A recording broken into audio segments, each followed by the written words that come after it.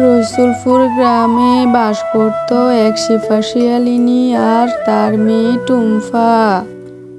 টুম্পার বাবা মারা যাওয়ার পর থেকে শেফা শিয়ালিনী অন্যর বাড়িতে কাজ করে কোনো রকমে সংসার চালায়। শেফা শিয়ালিনী ও তার মেয়ে টুম্পা একটি ভাড়া বাসায় থাকতো। এভাবে দুঃখে কষ্টে মা মেয়ে দিন কাটতো।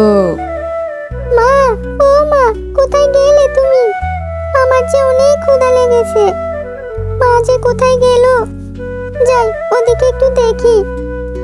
তারপর টুম্পা কোথাও তার মাকে খুঁজে না পেয়ে খুঁজতে বেরিয়ে যায়। তারপর রাস্তায় টুম্পা তার মুন্নি কাকিমাকে তরমুজ বিক্রি করতে দেখে। টুম্পা সেখানে যায়। মুন্নি কাকিমা, একটা তরমুজ দাও না গো। টাকা এনেছিস? আগে টাকা দে, তারপর তরমুজ দেব। তরমুজের অনেক দাম। মুন্নি কাকিমা, আমাকে একটা তরমুজ দাও না। আমার মা এখনো বাড়ি আসেনি, আমি তোমায় টাকা দিয়ে যাব। আরে টুম্পা, আমি বাকিতে কোনো তরমুজ বিক্রি করি না। আগে টাকা নিয়ে আয়, তারপর তরমুজ দেব। ঢং দেখে আর বাঁচি না, যা এখান থেকে। টাকা নাই, আসছে তরমুজ খেতে। মুন্নি শিয়ালিনীর ধমক দেখে টুম্পা বাড়ি চলে আসে। মা, তোমার আসতে এত দেরি হলো কেন? আমি তোমাকে কত খুঁজেছি। মারে, মানুষের বাড়ি বাড়ি গিয়ে কাজ করি, কাজগুলো শেষ করতে তো একটু সময় লাগে। কাজ না করে আসলে মানুষ আমাকে টাকা দিবে রে মা। মা, জানো আজকে কি হয়েছে? আমি যখন তোমাকে খুঁজতে গিয়েছিলাম, তখন বাইরে গিয়ে দেখি মুন্নি কাকিমা তরমুজ বিক্রি করে। তরমুজ দেখে আমার খুব তরমুজ খেতে ইচ্ছে করেছিল। আমি মুন্নি কাকিমাকে বলেছিলাম আমাকে একটা তরমুজ দিতে। আমি তোমার কাছ থেকে টাকা নিয়ে পরে ওনাকে দিয়ে দেব। উনি আমাকে বলে উনি নাকি বাকিতে তরমুজ বিক্রি করে না। আরো আমাকে কত কথা শুনিয়েছে। মা, আমার তরমুজ খেতে ভীষণ মন চাইছে, তুমি আমাকে একটা তরমুজ কিনে দাও না। মারে, তুই মন খারাপ করিস না।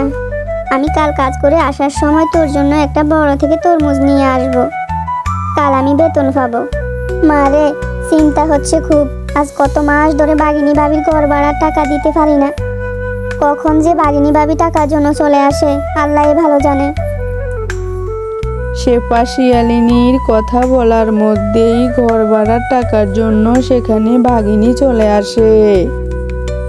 কিরে শেফা, আমার বাড়ি ভাড়ার টাকা দেস না কেন? আজ মাসের 10 তারিখ, তুই এখনো আমার বাড়ি ভাড়ার টাকা দেসনি। দে, আমাকে বাসা ভাড়ার টাকা দে। বাগিনী ভাবি, আমার কাছে কোনো টাকা নেই। আমাকে কয়টা দিন সময় দিন, আমি আপনাকে বাড়ি ভাড়ার টাকা দিয়ে দেব। আরে শেফা, তোকে আমি কোনো সময় দিতে পারবো না। তুই আমাকে টাকা দিবি বলে আজ 3 মাস কোনো টাকা দেস না। আমি তোকে কোনো সময় দিতে পারবো না রে। টাকা না দিতে পারলে এক্ষুনি বাড়ি থেকে বেরিয়ে যা। আমি ভালো ভাড়াটিয়া দেখে বাড়ি ভাড়া দিয়ে দেব। তারপর বাঘিনী শেফা শিয়ালিনী ও তার মেয়েকে বাড়ি থেকে বের করে দেয়। তারা বাড়িহারা হয়ে বনের মধ্যে হাঁটতে থাকে। হাঁটতে হাঁটতে তারা গভীর জঙ্গলের মধ্যে চলে যায়। মা, আমি যে আর হাঁটতে পারছি না। হাঁটতে হাঁটতে যে আমার পাটা ব্যথা হয়ে গেছে। টুম্পা, মা তুই দুঃখ করিস না। আমারও যে হাঁটতে হাঁটতে পা ব্যথা হয়ে গেছে। আমারও যে হাঁটতে আর মন চায় না। ঘর ভাড়া না দিতে পারার কারণে বাঘিনী আমাদেরকে বাড়ি থেকে বের করে দিয়েছে। ওর বাবা মারা যাওয়ার পর থেকে যে কত কষ্ট করে আমি সংসার চালাচ্ছি, ঘর ভাড়ার টাকাটা আমি কোথা থেকে দেব? পরে কোনো ঘর বাড়িও তো দেখছি না। আমি বুঝতে পারছি তোর খুব কষ্ট হচ্ছে। চল মা, আমরা গাছের নিচে গিয়ে বসে একটু আশ্রয় নেই। মা, আমার অনেক ক্ষুধা লেগেছে। সেই কখন থেকে আমি না খেয়ে আছি, আমি আর থাকতে পারছি না। মা, এই দুষ্টতান্ত্রিক, তুই যা করিস না কেন, তুই আমার কিছুই করতে পারবি না। আমি ঠিক বেরিয়ে আসবো। আমার প্রাণ থাকতে আমি তোকে জাদুর কাঠি দেব না। ঠিক আছে, তুই যদি তোর জাদুর কাঠি আমাকে না দেস তাহলে তোকে বাঁচিয়ে রেখে কি লাভ? আমি তোকে এখন মেরে ফেলবো। হা হা হা হা হা হা হা হা হা হা হা। তুই যা করার করে নে, আমি কিছুতেই তোকে জাদুর কাঠি দেব না। মা দেখো, ওই তান্ত্রিক পরীটাকে আটকে রেখেছে, মনে হয় পরীটাকে মেরে ফেলবে।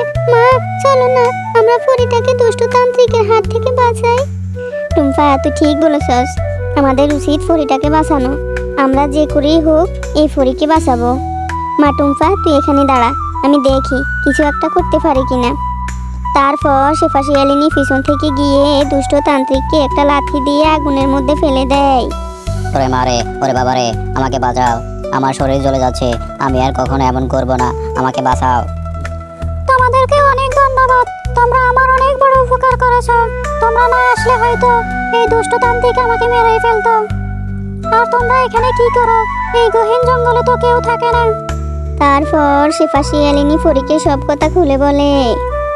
তোমাদের কথা শুনে খুব দুঃখ লাগছে, তোমরা তো খুবই অসহায়, তোমাদের তো অনেক কষ্ট, তোমাদের আর কষ্ট করতে হবে না। তোমরা আমার যেহেতু উপকার করেছো, সেহেতু আমিও তোমাদের উপকার করতে চাই। এই নাও জাদুর তরমুজ বাড়ি, এই বাড়িতে তোমরা থাকতে পারবে, যা ইচ্ছা খেতে পারবে, এই বাড়ি তোমাদের সব দেবে। তোমাকে অনেক ধন্যবাদ পরি, তোমার এই উপকারের কথা আমি কখনো ভুলবো না। তোমাদের কথা আমার মনে থাকবে। তাহলে তোমরা থাকো, আমি আমার রাজ্যে ফিরে যাচ্ছি। মা এখন তো আমাদের একটা বাড়ি হয়ে গেছে, এই বাড়ি থেকে কেউ আমাদেরকে বের করতে পারবে না। আমরা যখন যা ইচ্ছে তা খেতে পারবো, এই বাড়ি আমাদের সব কিছু দেবে। মা তোমাকে আর অন্যের বাড়িতে কাজ করতে হবে না। মা আমরা এখন থেকে অনেক সুন্দর করে দিন কাটাতে পারবো। হ্যাঁ রে মা, আল্লাহ মনে হয় আমাদের উপর রহম করেছে, আমাদের আর দুঃখ করতে হবে না। তারপর টুম্পা ও তার মা সুখে শান্তিতে ওই তরমুজ বাড়িতে বসবাস করতে থাকে।